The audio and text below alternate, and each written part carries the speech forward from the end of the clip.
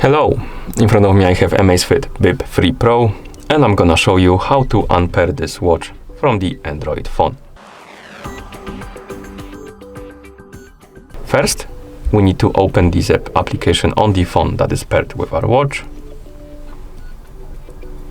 Once you open the application, you should see the home page. Now tap on the profile icon, then select the Amazfit Bip 3 Pro from the list of devices. On this page, scroll down, find the Unpair button and tap on it.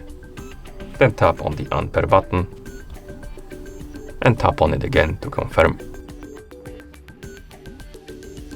The watch will reset itself to the factory default settings, and also it should disappear from the list of devices in the application.